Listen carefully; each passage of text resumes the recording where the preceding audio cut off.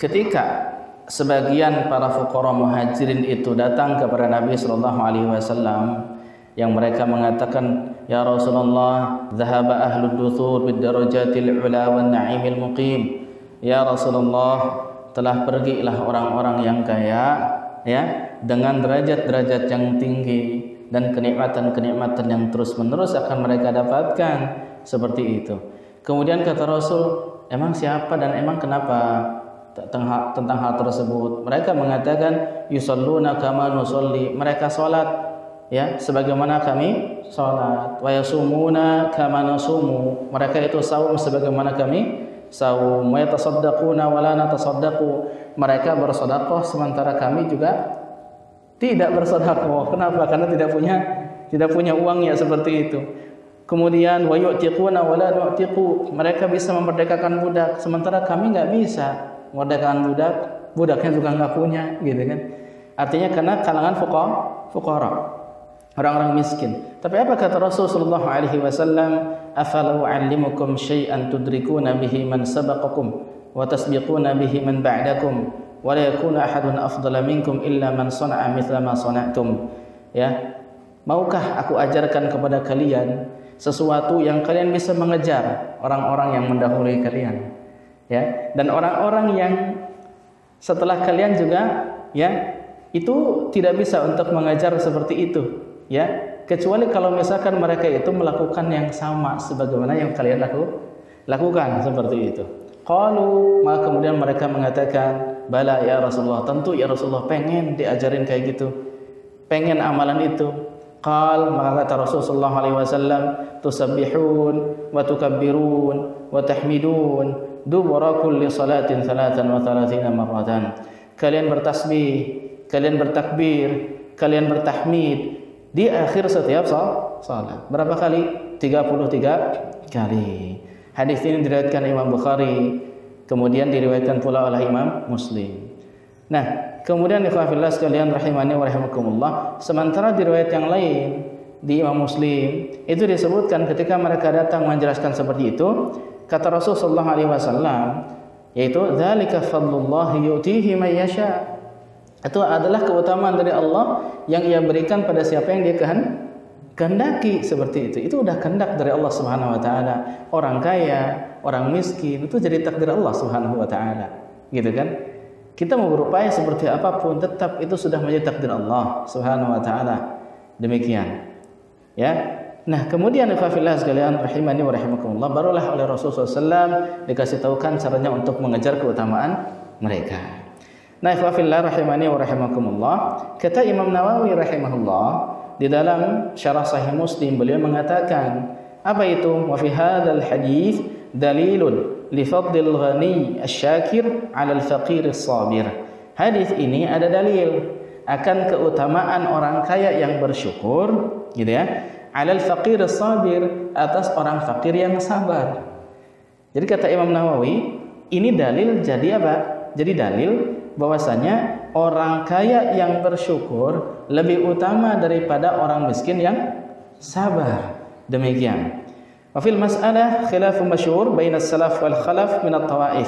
Dan di masalah ini tentunya ada yang namanya perselisihan, ya, yang masyhur sekali antara salaf, di antara salaf maupun di antara khalaf dari sebagian kelompok-kelompok, wallahu a'lam. Artinya di antara mereka ada yang mengutamakan yang miskin, di antara mereka ada yang mengutamakan yang kaya yang bersyukur, di antara mereka ada yang mengutamakan orang miskin yang bersabar lebih afdal dibandingkan orang kaya yang bersyukur, seperti itu, kan gitu. Cuman hadis ini kata Imam Nawawi menunjukkan keutamaan orang kaya yang bersyukur, yaitu dengan banyak beribadah, menggunakan hartanya di jalan Allah. Itu lebih utama dibandingkan orang miskin yang bersabar, kata ini. Nah, itu kata Imam Nawawi rahimahullahu taala.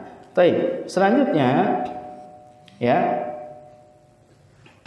Di sini dikatakan bahwasanya ya, khalfa kulli shalah, di setiap akhir salat seperti itu. Nah, di setiap akhir salat seperti itu maksudnya adalah setelah salat beres. Ya, setelah salat beres. Jadi bukan masih di dalam salat, tapi setelah salat beres. Sehingga ketika orang lupa, tidak berzikir ini, tidak berzikir itu, lupa nggak baca ayat kursi misalkan, lupa nggak baca surat Al-Ikhlas dan lain sebagainya, hadza la yadur. Itu tidak memudaratkan sama sekali terhadap salat. Begitu pula itu tidak memudaratkan terhadap zikir-zikirnya. Sebab di riwayat ini pun hanya disebutkan tentang tasbihnya, tahmidnya, takbirnya saja. Adapun zikir-zikir yang lainnya itu disebutkan di riwayat yang lain.